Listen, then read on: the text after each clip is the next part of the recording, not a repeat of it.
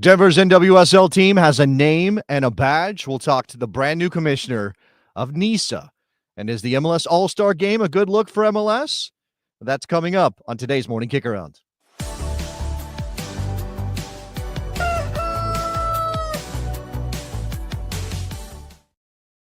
Welcome into Morning Kickaround. As you can tell, Jason Davis just by himself today, or by myself, I guess third person is weird. Happy Wednesday, everybody. This is going to be an interesting show. We got a lot coming at you. We're obviously going to get into what I just talked about there. Denver's got a new look for the NWSL expansion team. We've got the commissioner of NISA. I'm not going to tell you his name. You're going to find out who he is when he arrives on the show in mere minutes, because I believe it was just announced this morning. And we're going to talk MLS All Star Game. I watched the MLS All Star Skills Challenge last night. The game itself is this evening. There's a chance of some controversy around the game and what it could mean for one of the top teams in Major League Soccer. But this is, first of all, a fan-supported show here on Morning Kickaround. So shout out to all of our MK Ultras who are already here. Jay Hunt, who is an Ultra, as you can see right there, he's got the badge. He's an Ultra. If you want to be like John, if you want to be like Chris, who's also here, please sign up, become a member on the channel, just a couple bucks a month to be an MK Ultra. You support American soccer coverage like this, talking to a NISA commissioner, but also talking NWSL, also talking about Major League Soccer, and lots of big things coming up for you. So hit the like and subscribe first. That's the first thing you can do. Then you can become a member on the MK Ultras, with the MK Ultras on the Morning Kickaround channel.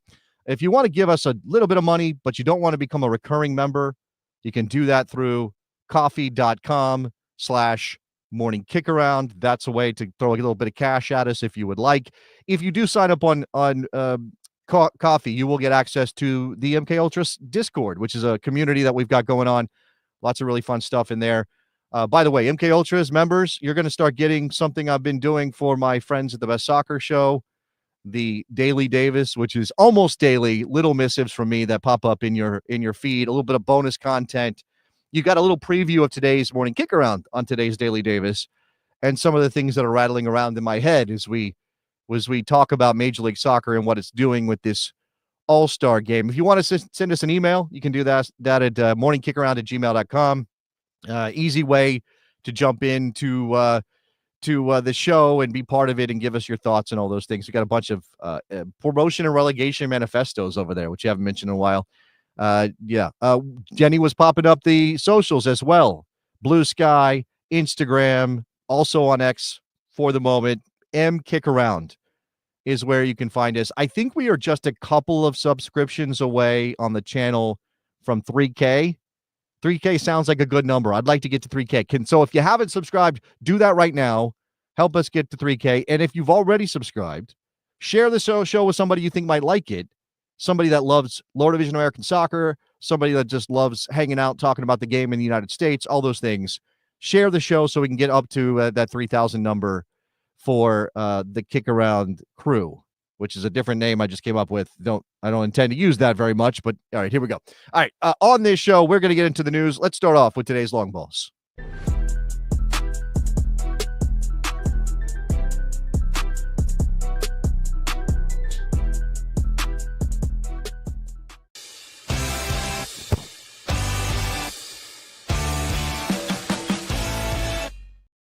All right, long ball number one here on today's Morning Kickaround, Wednesday, July 23rd. And you'll know that if we're doing this on the morning of July 23rd, it has to be before the MLS All Star Game tonight in Austin, Texas, between the Major League Soccer All Stars and Liga MX All Stars. And the big story right now around this All Star Game isn't, can MLS beat the Mexican side? A battle for North American dominance, or whatever you want to frame it as, an opportunity to showcase the talent that exists in Major League Soccer. It's not really about that. It's about whether or not Lionel Messi is going to be suspended because of this game.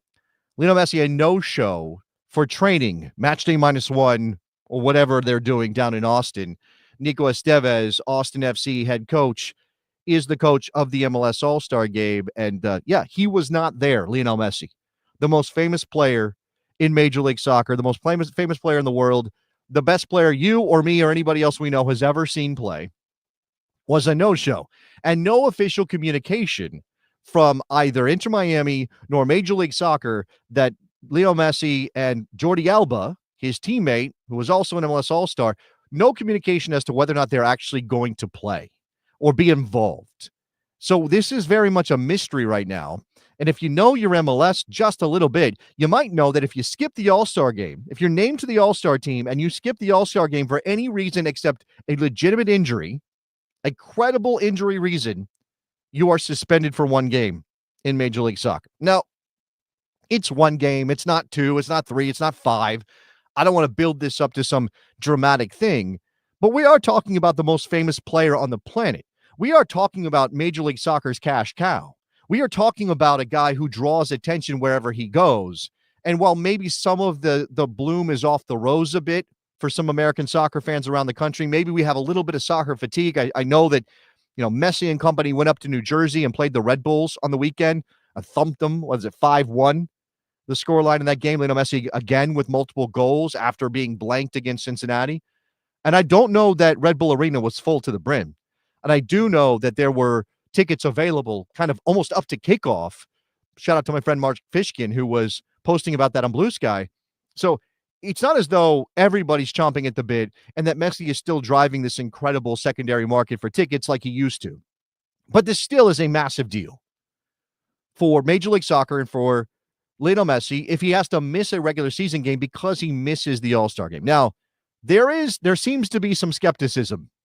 All right, John's saying MLS should suspend him, but they won't, or they'll let him choose when he serves. And Mike Thomas is saying facing suspension. Right, very sarcastically, some scare quotes there. I don't want to believe that Major League Soccer is going to manipulate its rules because Lionel Messi skipped the All-Star game. I know that, look,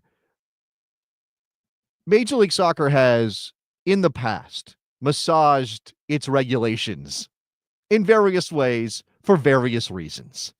And some of them have been legitimately done. I mean, not legitimate. I mean, in the sense that it is good for Major League Soccer to be flexible with its rules, especially when it comes to budgets and things like that, right?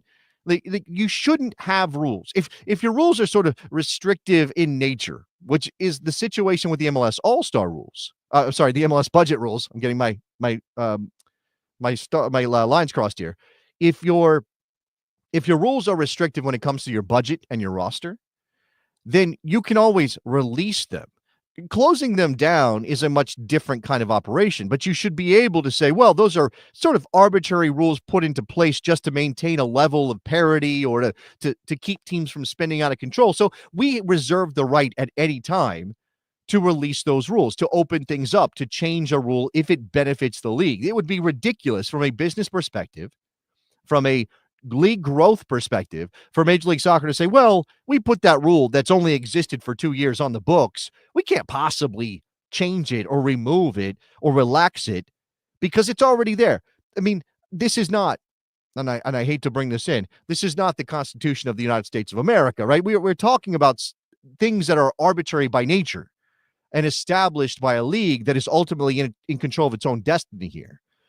But that's the budget rules. We're talking about rules. If it's going to apply to somebody like Denis Bouanga, who was there and who's going to play and who helped Major League Soccer win the All-Star Skills Challenge last night, and more on that in a couple minutes, then it should apply to Lionel Messi. I mean, am I wrong? Am I wrong that it should? I mean, of course, everybody believes that it should apply to him. But again, the doubt is running through the MK Ultras and the chat. He'll probably miss a game, quote unquote, miss a game for load management or other BS. I suppose they could reverse engineer or after the fact engineer an injury. Oh, Lionel Messi had an injury. Now, the problem, of course, is that if he has an injury that keeps him out of the All-Star game and then plays on the weekend, well, then everybody's going to go, well, that injury was obviously bullshit. Like, why did you even pretend there was an injury when we can obviously tell there was no injury?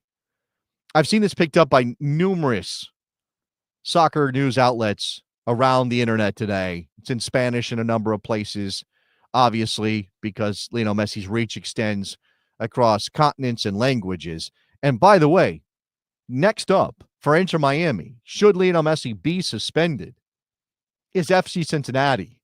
They will play Cincinnati at Chase Stadium in Fort Lauderdale on Saturday. This is the team that just blanked Messi and Inter Miami just a week and a half ago in a game that ended Messi's run of multiple goal games and represents a clash of two of the top teams in the Eastern Conference, two teams battling for playoff position and ultimately the top seed and the supporters shield.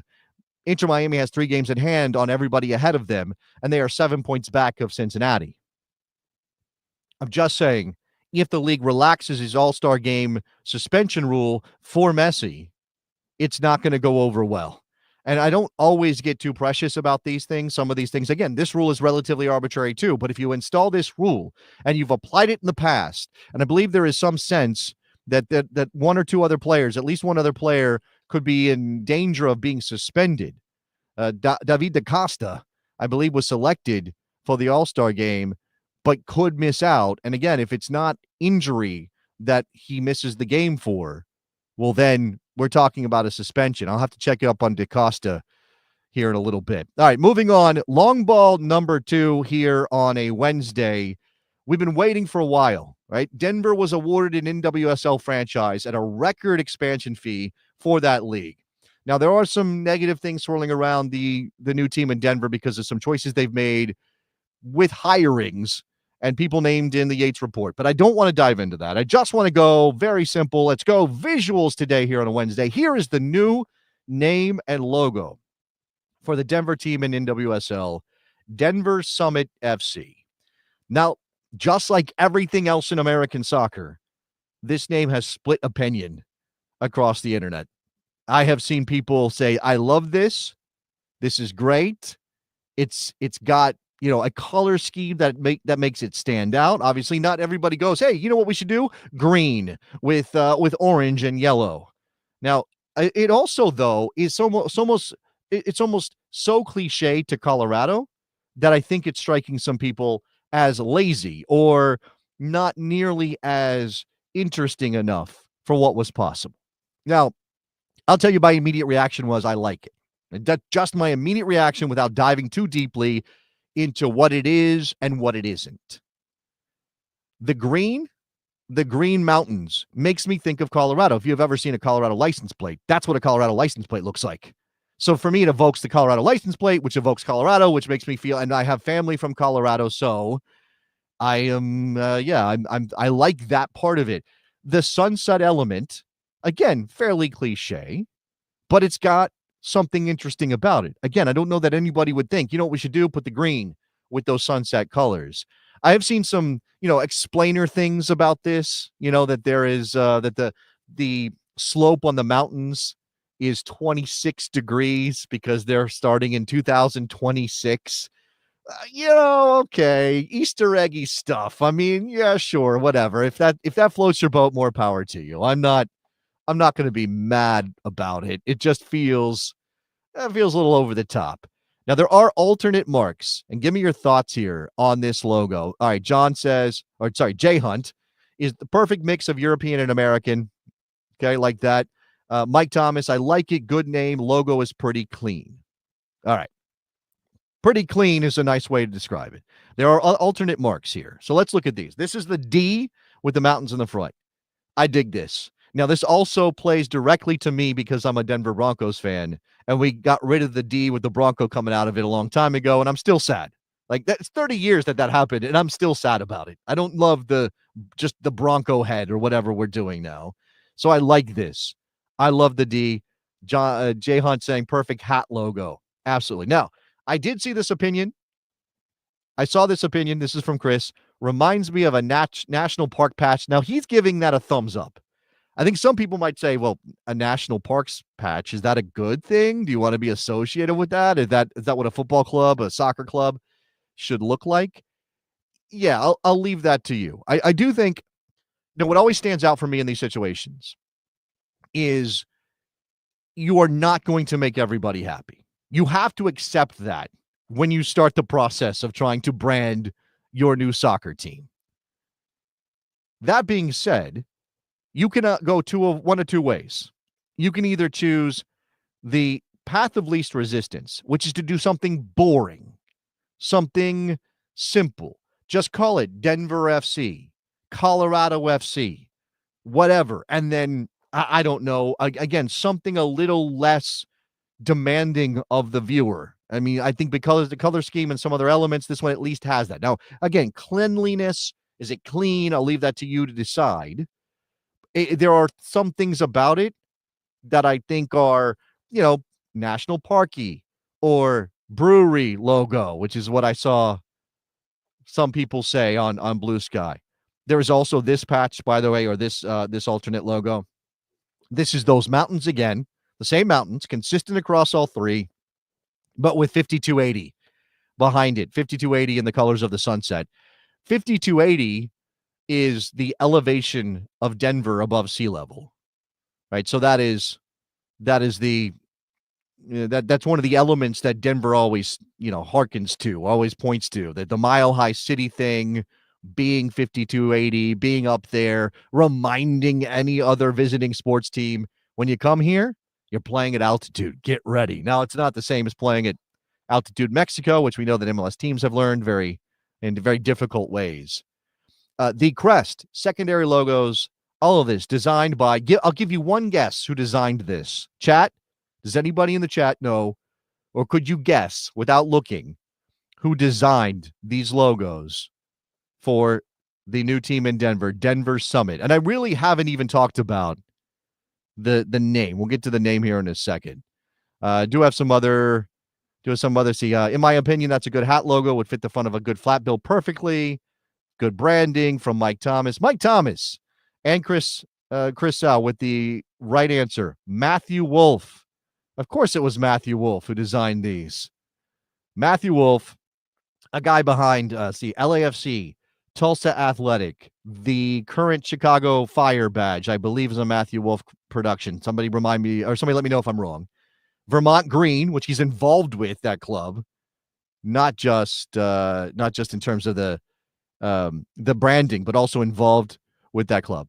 Anyway, I like this a lot. I think this is this screams Colorado to me, and I'm on board with this. Now, as for the name, Denver Summit, yeah, that thing is Summit is again one of those cliche things that is a little bit overused, right? That's what a cliche is. Obviously, this is overused in Colorado. Everything is Summit this, everything is Summit that because of the mountains. And yet, again, I don't know that you need to overthink this. Like, I don't know that you need to go, we got to be something different because everything in Denver, everything in Colorado is called Summit Brewery, Summit this, Summit that. The Summit evokes heights, it evokes selections. Excellence. It evokes, achieving something in addition to being a name that works for a soccer team. So shout out to Denver Summit FC, the newest club to enter NWSL starting in 2026. When that gear gets dropped, I will have to seriously consider grabbing some of it. I do have intentions of getting some other NWSL gear. I don't currently own anything, and that's a big miss on my part. So, so let's go to the geography briefly. I have another couple minutes before we move on. John is saying Denver is on the flat plain. It's not in the mountains. This is true. Okay, let's be clear. My mom was born on the plains of Colorado. They are vast and they are flat, and that's the whole eastern half of the state. But the mountains are ever present if you live in Denver. They are there. You can see them. They never go away. You know exactly where you are directionally because of the mountains. So while John is correct in terms of the topography of Denver itself, Denver is a plain city, but it is the gateway to the mountains, hence the mountains, hence the background. And there we go. Let me see what else is going on in the chat. People are going to say Denver Summit feels like an outdoor hiking wear company. That might be true. That might be true. Again, I think you're going to find yourself in that bucket regardless of what you do with this. Like, unless you just go completely off the charts in terms of evoking things about Denver and Colorado, I think you're just going to go, hey, that sounds like an outdoor company or something like that. All right. All right. Let's move on. Long ball number 3 here on this Wednesday episode of Morning Kickaround, and we now move on to the Women's Euros 2025 Women's European Championships, not an American soccer thing, and I fully acknowledge that. Now, there are some American soccer connections because some of these players are in the NWSL, but I'm not really even reaching for that. I just want to talk about one thing. I want to talk about England beating Italy yesterday via an extra time penalty kick that was an absolute joke. If you have not seen that call, that highlight, go back and watch. And I think what is most frustrating, if you are a neutral, if you are an Italy fan especially, is the fact that the referee in that match decided to let them play, right? She decided to swallow the whistle from a lot of that game. But when it came down to crunch time, the last couple minutes of extra time in a game that looked like it was heading to penalty kicks, instead of letting them play, instead of ignoring what looked to me to be as much a dive as a foul, she blows her whistle. She gives England the penalty kick. Chloe Kelly converts that kick, and England goes on to win. And, you know, if you look at the numbers, let's do this thing that we always do in soccer. Let's look at the numbers. Let's consider the balance of play. England had 58% possession. Not that that says a lot, but it says something. They had 58% possession. They had, according to FOTMob, 2.71 expected goals in that game compared to Italy's 1.73. 24 shots to 11. 7 shots on target to 5. 5 big chances for England created to Italy's 1. It is not wrong to say that England outplayed Italy. It's not, and in the sense that we do this in our game, we'll say something like England deserved it, right? England deserved to win that game. And so imagine from an England perspective, if you're on the other side of this coin, if you're a Lionesses fan, you're saying, okay, maybe the penalty wasn't a clear-cut penalty, but look at the numbers, look at the stats, look at how that game played out. How can you say England didn't deserve it? But I reject that whole notion, and I'll do it even when my team is on the beneficial side of that discussion. Like, even when my team is the team that benefits from a call like this and we maybe deserve to win, I would still say I don't like that. This is a game that turns on moments. Our sport turns on individual moments. And for that game and a berth in the Women's Euros final to come down to that call in extra time feels so egregiously unfair that I think we're going to be talking about it for a very long time. Certainly, Italy fans will be talking about it for a very long time. Now, the other thing that happened in that game, or the other thing that happened in that moment when Chloe Kelly did not convert her penalty. Let me play this out for you. Haven't seen it. The very questionable, very soft, as tissue paper penalty is given. Chloe Kelly steps up to take it with the clock ticking up to 120 minutes. Again, we're in extra time in a semifinal. She has the kick saved by the Italian goalkeeper, Giuliani. She then puts the rebound away, which, by the way, may soon be illegal, may not soon be allowed. There is an IFAB consideration of that law of the game that would mean that if the penalty is saved, regardless of whether or not it comes back in play, it is over and the sequence is done, and you will not get a chance to put the rebound in. But that's what Kelly did. She was saved. She then put in the rebound when Giuliani was unable to get up to make a second save. And we got this as the celebration from Chloe Kelly, evoking memories of Thierry Henry. And I'm not having this. I'm going to sound English for a second. I'm not having this. This is the celebration that you drop after a very questionable penalty that everybody in the building thought was a joke. Everybody watching at home thought was a joke. And then you are saved with your first penalty kick and you get a rebound. And this is the celebration that you do. I'm very upset by the mismatch. A celebration that what's triumphant? I mean, look at Chloe Kelly's face and tell me that doesn't make you mad if you're not an England fan. Now I do know, I mean, I recognize, although it's a very different circumstance in terms of how the goal was scored, I recognize that there may be some people who responded like this to Megan Rapinoe and her celebrations in a World Cup not that long ago. You know, arms out, look at me, I am imperious. That's what this celebration is. this is an imperious celebration by Chloe Kelly after, again, a couple of things happened that really kind of undercut the idea that you can act imperious in this moment. So I don't know. I just, again, the attitude, the smirk, the smile. She helped her team win a semifinal. She was asked to convert a penalty kick. Ultimately, she did that. All right. Ultimately, she did that. Just not sure I love the way this goes down. What's the consensus here among the ultras in the chat? Does everybody think this is completely fine? That the way she celebrated was completely fine? or maybe a little bit more humility? Or do we not need that? Do we need players like Chloe Kelly, who in this moment does not care? Okay, Arsenal connection between Kelly and Henry. Sure. That's, if you want to concoct some sort of justification, because I know this, the stakes, the moment, the stage that she did it on, probably is it gives her a little bit of justification here, and maybe this is true from Chris. Short term, icky, makes you mad. Long term, based. Long term, people will remember Chloe Kelly for this celebration probably more than they will remember her for the fact that she missed the initial penalty or had it saved and then put it back the rebound. Yeah. There is that question about the rebound rule. John hates the legality of the rebound rule. Yeah. Okay. Jay Hunt. Celebrations need to go back to pissing off opposing fans. This is the showmanship element of it, right? It's a show. It's entertainment. We want to be entertained. All right.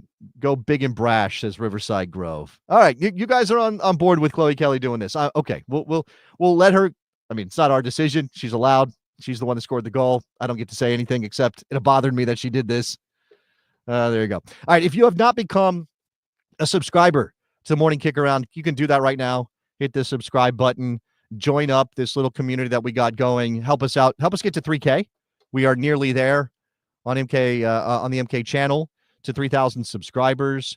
You can also become a member. Obviously, become an MK Ultra. You can do that on the page. There should be a link there for you right now as you watch the show to become a member of Morning Kickaround. Become an MK Ultra, as we call our community. You get access to the Discord, which is awesome. We're doing some bonus content. You get priority commenting and all those things. And so jump in, become a member, support the show, help us grow. We're pushing forward from now into 2026, which is obviously a massive year for everybody in American soccer.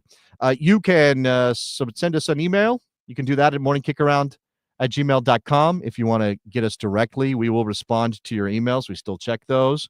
You can follow us on social media. You can do that at mkickaround. Instagram and Blue Sky is where you can do that.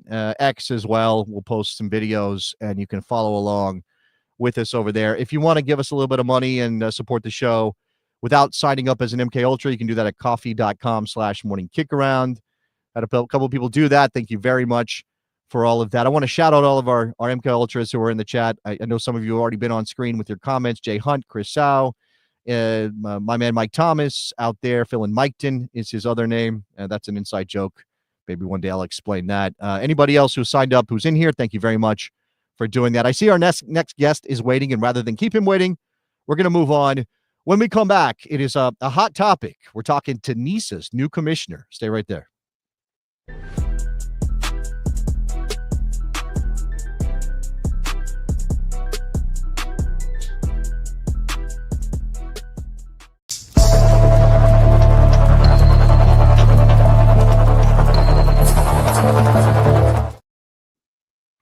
We're back on Morning Kickaround. This is a hot topic. NISA, the National Independent Soccer Association, has a brand new commissioner, and you can see him right here on the screen.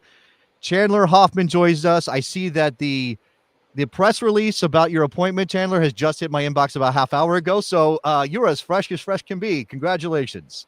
Thank you. Thanks for having me, Jason. I appreciate it. I appreciate that. So I appreciate you coming on. I mean, obviously, this is a big undertaking.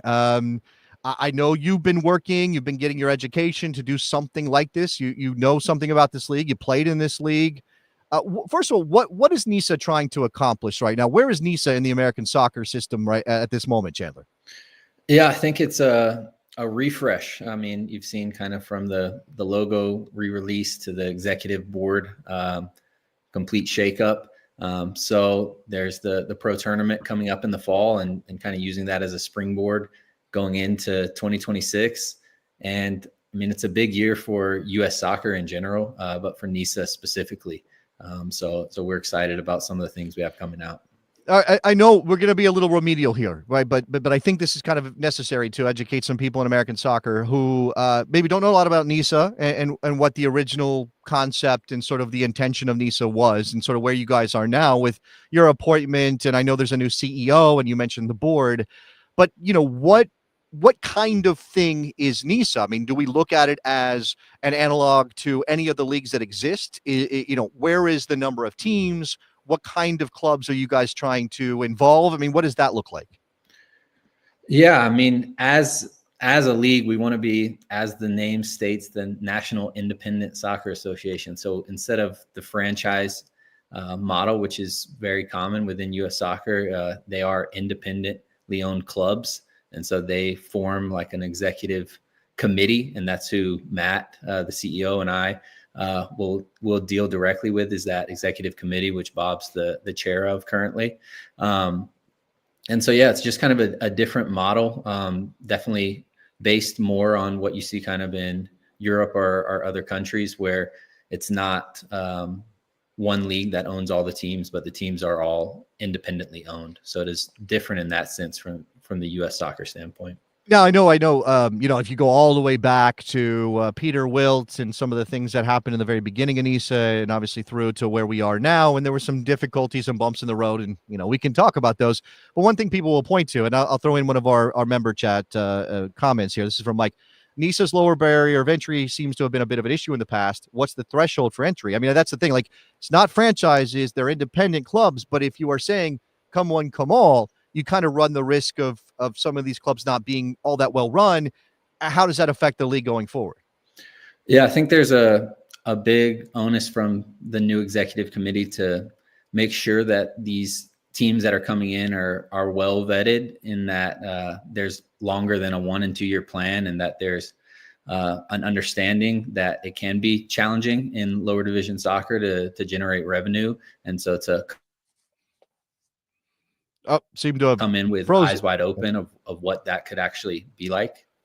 Sorry, Chandler, your connection just kind of blinked out for a second there, but I think we've got you back. So yeah, you were talking about vetting clubs, right? That's an important part of this. But again, like how is the balance between sort of like, we need to make sure these clubs in a difficult environment trying to make money can survive, but we don't want to prevent anybody who wants to get in, because that's the spirit of the league, from getting in. Yeah, and I think that's the tough balance that we're trying to figure out, the new executive committee, of how we can do that in a healthy way, of making it an open system for clubs to come in, but also make it sustainable long term. And so it's a big task, and you've seen a lot of lower division leagues struggle because it is challenging. But you have a committed group of people now on the executive committee that have the team first and soccer first mentality. And so it's figuring out how we can do it in a sustainable way and create a league that really provides value and opportunities for communities and clubs and players. Now, one thing that, was unique or is unique to NISA is this idea of connecting with a lot of these regional amateur leagues, finding ways to, bring things together that maybe were not before. NISA Nation is part of that. I mean, the idea of sort of promotion and relegation within, any levels of American soccer. I know some amateur leagues do it, and that is a thing that is a feature of those leagues, but it hasn't gotten up to the pro level yet, although USL has a plan. So what is NISA's outlook on things like that? Yeah, I mean, I'm still getting my foot in the door, so it's hard to be able to say, like, here's the concrete plan that's laid out. But there has been communication, and Bob and I have talked, and long-term, the goal is to get promotion relegation within NISA. But obviously it's a plan that's down the line. First, you have to be up and running with your top division and doing a good job there. But it is definitely what's in the long-term goals. So the the issue of sanctioning, that's obviously been something that, lots of leagues have to deal with. I mean, again, USL has plans and they want to have a first division, and that means they have to meet some PLS standards. And obviously we're always talking about whether the PLS need to be there, what they need to look like. What is NISA's relationship with US soccer and the idea of sanctioning a professional men's outdoor league? Yeah. So Matt, as the CEO, is going to be dealing a lot with US soccer. I will to an extent. But there's open dialogue, and that's obviously a main priority with these teams that we're planning to present, is making sure that they're compliant or at least in a good position to receive that provisional sanctioning. So there's open dialogue with US soccer, and that's on Matt kind of spearheading that, and he's really taking the lead on that. Okay. So again, like, just to be remedial and basic here, how many teams you guys got right now? And where are your sort of like your anchor clubs that these teams are going to be well run? They're going to be part of our thing going forward, the men's tournament this summer, and then obviously whatever else you guys want to do for 2026. Yeah, I think over the coming weeks you'll see more public information about what teams have locked in and are going to be a part of, obviously, the tournament. We've announced some, and then going to be a part of the league next year. But for the time being, I kind of have to keep it quiet for now until we get everything more in a public sense. But we do have some very, very good relationships and conversations going on. And then we do have quite a few teams that have locked in and secured, and we're really excited about where we'll be. I think what's been interesting as I kind of take an agnostic approach to this, Chandler. I'm not trying to judge anybody's efforts, because I think we need everybody trying things in American soccer. Like, we got to mix it up. We got to try stuff. Otherwise we don't know what's going to work. I'm watching, we do a lot of videos. We do a lot of discussion about USL expansion. You see USL League One is adding potentially 7 teams next year. Obviously there's independent clubs joining MLS Next Pro as well. I mean, you can talk about the value of that. Some of this is a financial proposition, right? It's about the costs. It's about the support. You guys are being very decentralized, right? It's the idea is these are independent clubs that get to do what they want. We're just kind of organizing them into a league. So what is the attractiveness? I mean, what is the differentiator for NISA, maybe over some of those other leagues? Or what kind of clubs are clubs that might be attracted to NISA rather than MLS Next Pro or USL League One? Yeah, I mean, I think obviously, as people know, it's very cost prohibitive and can be challenging to get a franchise within USL, MLS Next Pro, any of those things. And so NISA, the goal is, with this new executive committee and the league, is to create kind of that central hub where we help educate, organize, and ensure that there's viability, like long-term for these clubs. And it's not just what we've seen so often and is common in lower division soccer, is these teams that are a flash in the pan. It's a year or two, and then they fall out of the professional soccer landscape. So it's really kind of organizing and making sure that teams know, kind of have a blueprint for what can create success and what can create sustainability, and just support as a league. And then really just, like we've talked about, partnering with local, like regional leagues and things like that, and trying to keep the travel where it's not so expensive with all these cross-country trips, because the reality is it gets very expensive when you're playing cross-country week in, week out. Yeah, that kind of brings up a question, though. I mean, again, I mentioned USL League One, and they're trying to add teams, and everybody all of our listeners and viewers who are part of that conversation will say they got to get to regionalization. Like, they got to get to a place where they have enough teams and they can split up the country, and these teams don't have to travel so much, because particularly at that level, it is cost prohibitive to pay for travel. Why do a national footprint then, Chandler? I mean, why not? There are high level amateur regional leagues you guys have been involved with in the past. NISA Nation is that story, but why do a professional men's national league if that cost is so prohibitive? Why not focus on, just being a league for the western part of the country or the eastern part of the country? I mean, is there thought about that? That would be something that we haven't gone into a lot of depth about. I mean, obviously I've only started today as the release for me. So some of the questions we haven't gone in depth with, but I know long-term, the goal is within NISA to find its kind of niche within US soccer. And it's to provide communities and players, clubs, opportunities to play at a professional level, because even within it being regionalized, there's still going to be opportunities for like cross-conference games and things like that. It's just creating it in a way where it's more sustainable in the short term for these localized games, creating some rivalries. And then obviously as you advance and get deeper within, you can have your cross-country and playoff system. But I think creating that national league, it allows clubs within anywhere in the country to be able to have an opportunity and find their space as NISA find its footing.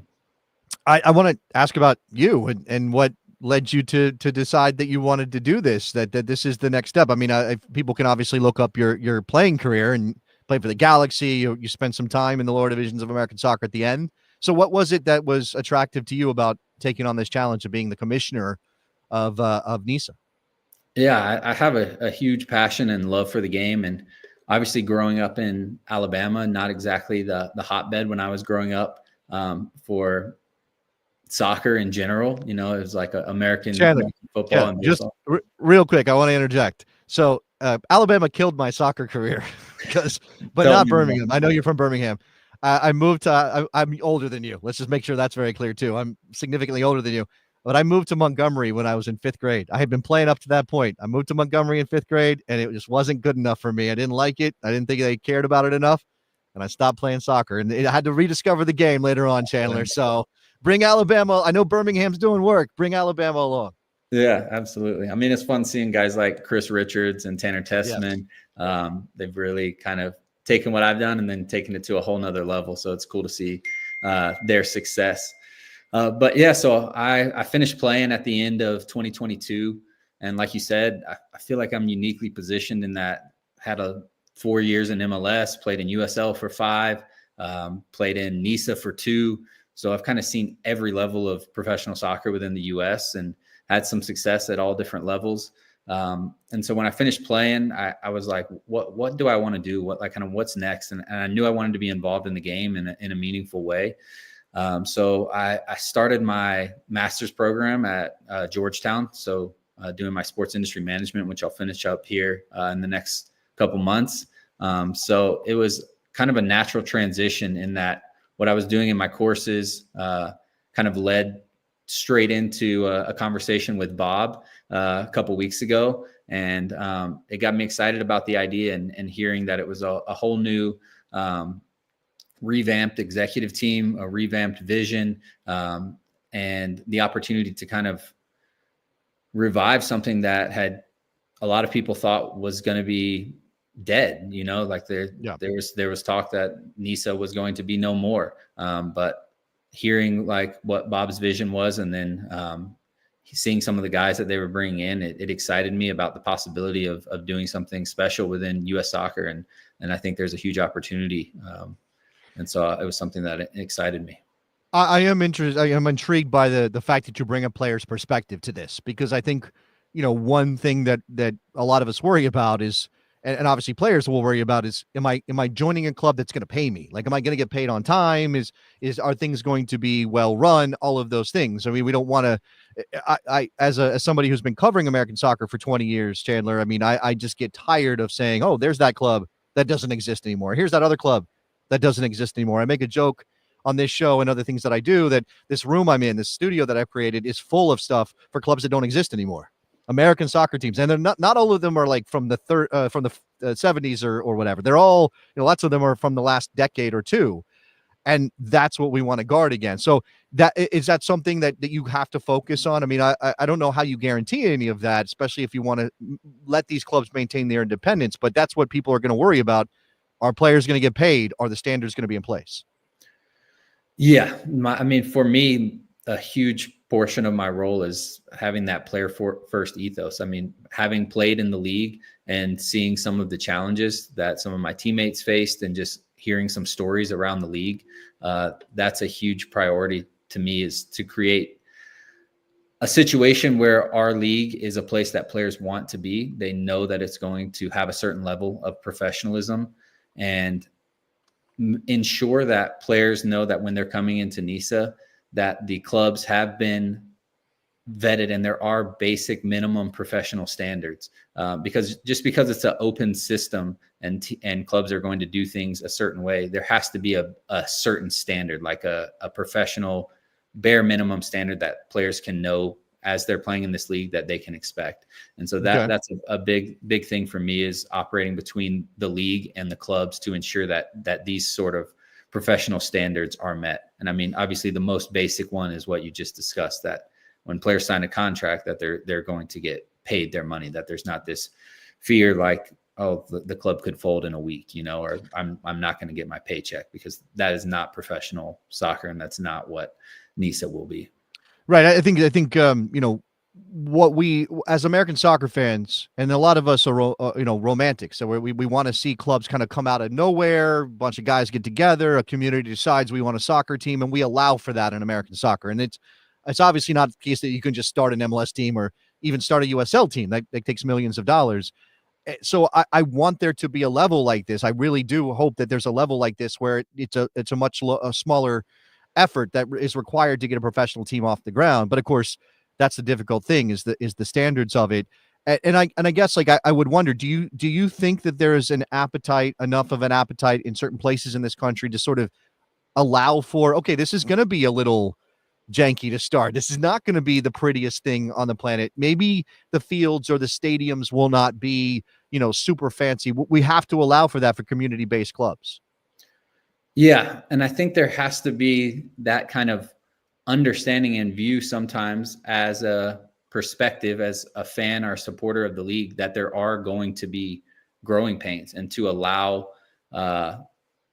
clubs to kind of grow into it. Teams that have only operated as like a youth team, or have played in lower, like unprofessional levels, like semi-pro or amateur, that there is going to be a learning curve for some of these clubs.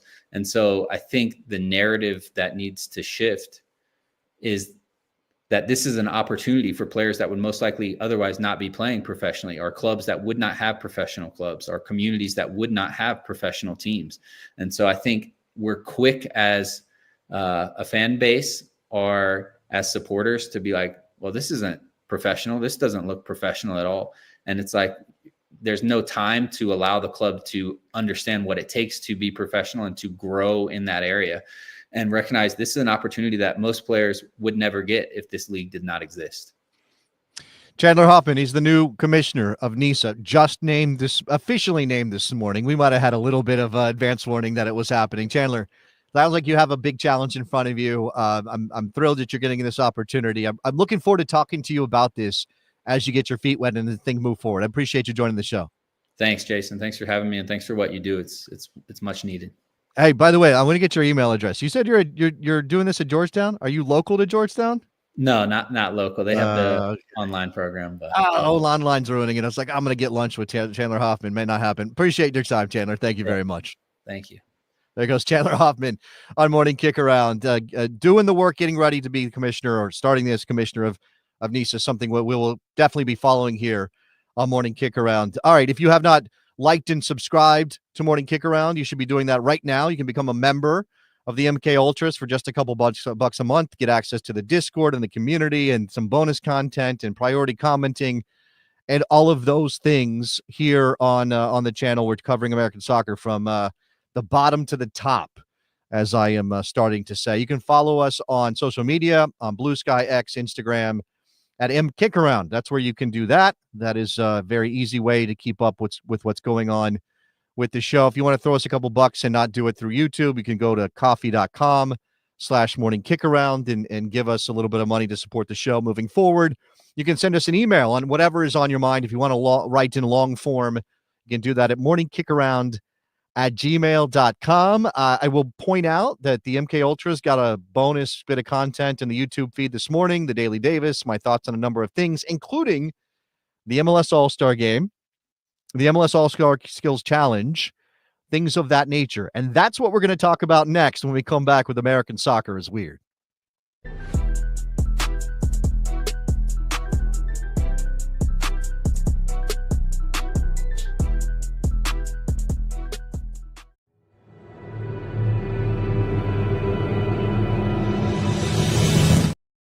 All right, so our recurring segment here on Morning Kickaround, American soccer is weird because, yes, it is weird. I mean, we just got done talking about the National Independent Soccer Association, which is a professional league that is trying to blaze its own trail, chart its own course in a country that is a very messy operation when it comes to running professional leagues and teams.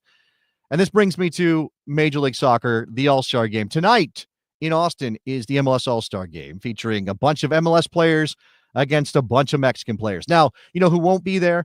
James Rodriguez will not be there. He did not travel. He is not part of the Mexican contingent, unfortunately, even though he was named to the team. There's a very good possibility that Lionel Messi might not be involved, or Jordi Alba, for that matter. Both of them no-shows at training in Austin. Messi missed last year's because of injury. Is he missing this year's because of injury? Will he be suspended because of his injury? We don't know yet. That is one element, one story around this. But I was watching the MLS All Star Skills Challenge last night. Turned it on, flipped it on MLS Season Pass on Apple TV. I had an option. I could have listened in Spanish or I could have listened in English. I chose English. I don't know why I'd made that choice in that moment. My Spanish is not good enough to follow every single word being said, particularly when multiple people are talking at the same time. All right, your boy is working on his Spanish, but I'm not quite there. So I go for English. All right, that's my first language. That's what I can understand. And this is what I thought fairly quickly as I'm watching the All-Star Skills Challenge. They're doing the shooting challenge. I'm watching the two teams go back and forth, and I think ultimately what happened, Denis Bouanga got hot at the end and managed. Oh, that was the volley challenge. I'm sorry, the shooting challenge. It was Evander who stole the show and set a record for points. I mean, a record for points. Oh my gosh, how exciting! The thing was corny as hell. It was just corny as hell. Now, I have a very high corn tolerance. Now, I may on many occasions be corny myself. I don't know that I think of myself as a corny person, but who does? Who runs around and go, you know what I am? I'm a corny person. You know, unless that's your shtick, unless you're a performer and that's what you do, who's corny? Who thinks of themselves as corny? But this was very, very, very, it was cringy in a way that didn't make me uncomfortable watching it. It made me uncomfortable for Major League Soccer. It made me uncomfortable for the product. And of course, because I'm an American soccer fan and because I've been covering and talking about and watching Major League Soccer for so long, it then becomes a reflection on me as an American soccer fan. And we do this. We internalize the other things other people do around American soccer because we see others judging American soccer for that thing. Right? So particularly a lot of us care way too much about what Europeans think of our game, our version of the game. And that leads to complicated feelings when something like the MLS All-Star Skills Challenge happens. And I'm like, this is corny as hell. Like, I got Jillian Sakovic interviewing Evander about hitting some targets in a goal. Like, what is he supposed to say? You know, Michele Giannone on the field, doing a good job going back and forth between English and Spanish to interview the 16-year-old Liga MX All-Star. What's that kid's name? I'm gonna butcher it. Gilberto Mora, is that what it is? Gilberto Mora, I think is his name. 16 years old. Remember, started in the Gold Cup final. Mexico beat the United States, so you got a Gold Cup. And what is a 16-year-old going to say about playing in an All-Star Skills Challenge? Now, this is what I want to get to, and I see the chat is already responding to my comments about this being corny. Right? First of all, we got athletes in general are corny. That seems to be the case. I will agree with that. Jay Hunt, MK Ultra. I think the skills challenge is one of the few American things about MLS left. All right, that's interesting. That is an interesting point.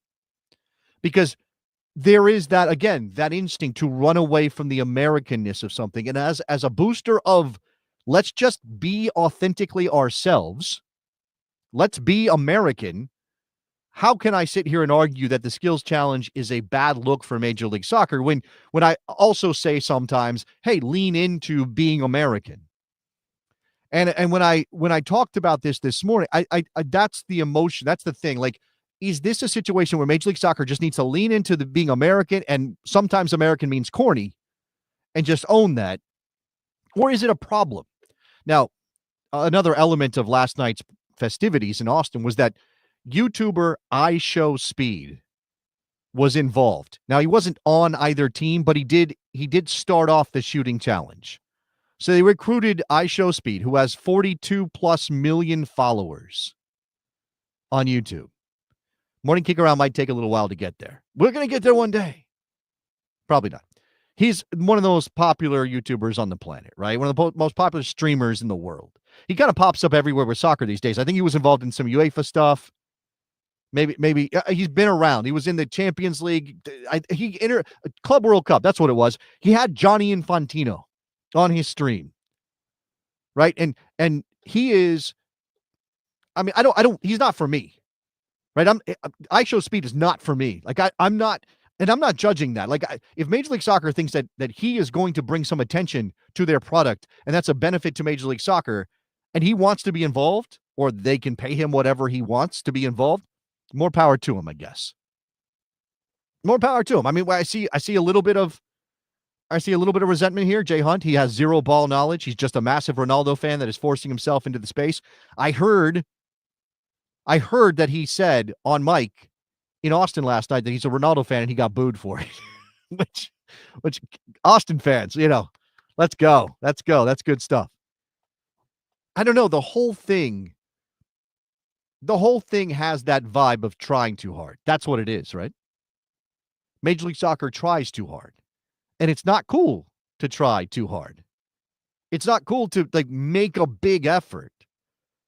Now, or maybe you can, but you have to have the right elements involved. They also had Vince Young throwing a football for some reason ahead of the touch challenge. Vince Young and his kid. Now, they're in Austin. Vince Young is a hero in Austin, having gone to Texas and won the national championship and all those things. But again, all of it felt off. It felt off. And then that's just me, I guess. That's just me. That's my opinion. That's, is this something that, and I don't even mean kill the skills challenge. They brought it back. I'm okay. It's fun. Whatever. It's fun. It may be cringy, but it's fun.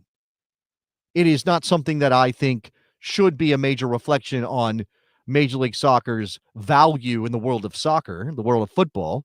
Some people may see it that way. I know some people have enthusiastically jumped on the bandwagon here. I know some people do it in that ironic way. I love an Englishman. Got lots of English friends. I love an Englishman who sort of ironically loves American soccer. In this way of it's so weird and different. It's nothing like the real game. And so I can enjoy it without feeling guilty about it because it's like watching wrestling.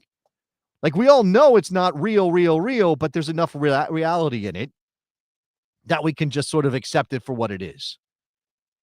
Matthew says, is it possible that I'm old, bitter, and out of touch with the children? I am yes, 100%. But am I not reflective of some element of the MLS fan base or the potential MLS fan base? Does everything need to be skewed towards the generation that are subscribers to iShowSpeed on YouTube? I don't know. And again, this is a question I'm asking, not an opinion I'm throwing down that they need to get rid of this, or that American soccer, Major League Soccer, and I suppose by extension, Major League Soccer needs to try to be cooler, because that's a hard thing to pull off. Unless you are, it's hard. Now, and there are definitely things around American soccer and elements of it that have gotten more into that area. Just as somebody who goes back to the pre-Beckham era of Major League Soccer, and then started covering MLS, started going to MLS games, going to MLS events, talking to MLS people in the aftermath of the David Beckham era. Beckham brought cachet to the league it did not have before. It simply didn't. Now, there were other cool players, I guess. Now, certainly no one's going to say that Carlos Valderrama is not cool, but I don't know. His hair maybe makes him goofy on some level. Anyway, Beckham brought something the league didn't have.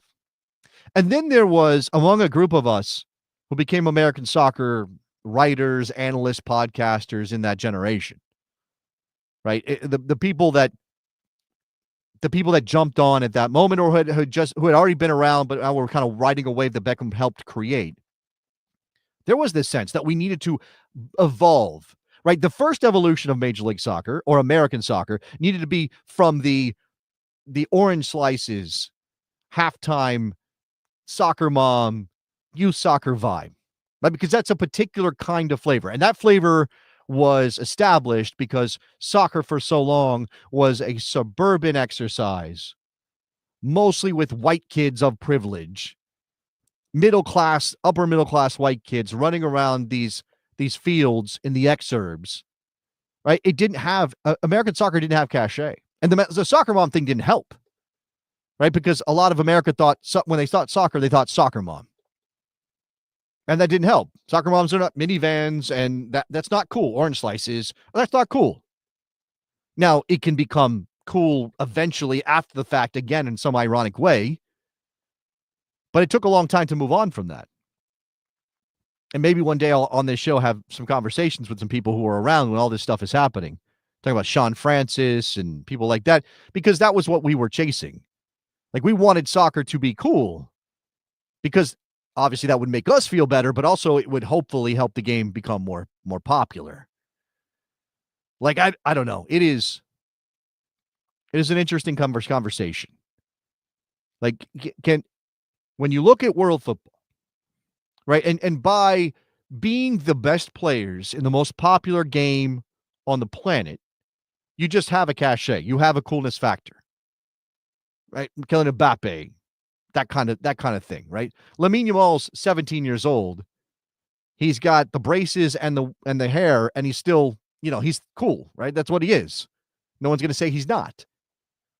Can American soccer capture that same energy when the league is not ranking among those teams or those leagues? There's no champion. I mean, again, the Champions League is the top level of the game. You have to be playing in a Champions League club to be considered one of the best in the world. We don't have that. So what are we talking about? Is that a thing we should even bother with? Does the All Star Game undercut what cool factor MLS could have? And I know it's kind of corny to be talking about things being cool. So this is all very meta today, I guess. All right, we're going to finish up here on this solo episode of Morning Kickaround. Thank you very much. Thank you very much for watching. Please like and subscribe, become a member, become an MK Ultra. Join us. Join the movement. Become an Ultra. Help us decide if things have to be cool or not. You can follow us on MKickaround or at MKickaround on X, Instagram, and Blue Sky. Social media outlets for you there. Send us an email. Send me an email telling me I'm not cool at morningkickaround@gmail.com. I forgot to mention this. We're a podcast. So if you want to listen to the show and don't have time to watch it on YouTube, you can get it in your podcast feed. Look for Morning Kickaround. You'll find it there. You can throw us a couple bucks without having to become a member at coffee.com/morningkickaround. It's ko-fi.com. Here's the phone number for that. So there you go. Thank you, everybody who jumped in here and was part of the show today. Thank you to Chandler Hoffmann for coming on. No show Friday. Maybe not. Maybe Rob will be back on Friday. I will be out on Friday. But please continue your support, and we'll talk to you soon on the next Morning Kickaround.